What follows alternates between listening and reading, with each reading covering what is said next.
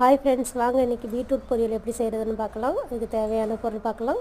பீட்ரூட்டை நல்லா தோல் செவிக்க வச்சுக்கோங்க. கழுவி எடுத்து தோல் செவிக்க வச்சுட்டு பொடியாக கட் பண்ணி வச்சுக்கோங்க. கட் பண்ணி வச்சுட்டு தேவையான பொருளை பார்க்கலாம். கருவேப்பிலை, கொத்தமல்லி தழை, பச்சை மிளகாய், வெங்காயம், கடலைப்பருப்பு இதெல்லாம் எடுத்துக்கோங்க. எண்ணெய் சட்டி அடுப்பில் வச்சுக்கோங்க. அடுப்பு பற்ற வச்சுட்டு கொஞ்சமாக நல்லெண்ணெய் சேர்த்துக்குங்க. கடுகு கொஞ்சம் போட்டுக்குங்க. கடுகு பருப்பு போட்டுட்டு அதுக்கப்புறம் வெங்காயம் சேர்த்துக்குங்க. பச்சை மிளகாய் சேர்த்துக்குங்க. நல்லா வதக்கி வெட்டியாக ஒரு கல் உப்பு சேர்த்து நல்லா சீக்கிரம் வாங்கிடும். அதுக்கப்புறம் பச்சை மிளகாயும் போட்டுக்குங்க. போட்டுக்கிட்டு கடலைப்பருப்பு சேர்த்துக்குங்க. அதுக்கப்புறம் அவ்வளோதான் ஃப்ரெண்ட்ஸ், நல்லா வதக்கிடுங்க.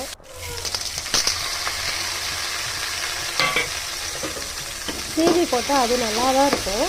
ஆனால் இப்படி பொடியாக நம்ம கட் பண்ணி போடுறப்ப ரொம்ப நல்லாயிருக்கும். நம்ம சாப்பாட்டில் கூட போட்டு சாப்பிட்டுக்கலாம். நல்லா வதக்கிடுங்க. இப்போ பீட்ரூட்டை நல்லா சேர்த்துக்குங்க. எல்லாத்தையும் கட் பண்ணி வச்சுருக்கிறதெல்லாம் சேர்த்துக்குங்க.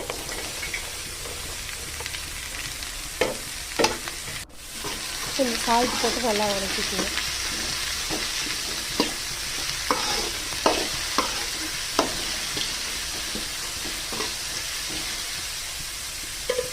கொஞ்சம் தண்ணியும் சால்ட்டும் சேர்த்துக்குங்க.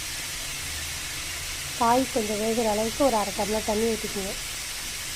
சின்ன டம்ளரில் அரை டம்ளர் காய் வேகிற அளவுக்கு ஊற்றிக்குங்க. அதை நம்ம மூடி வச்சிட்டோம்னா டக்குன்னு வெந்துடும்.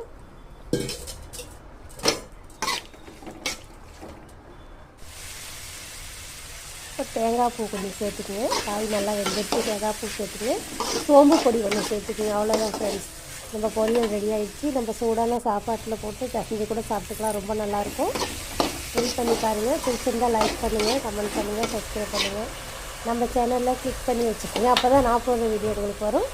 அவ்வளோதான் ஃப்ரெண்ட்ஸ், பாய்.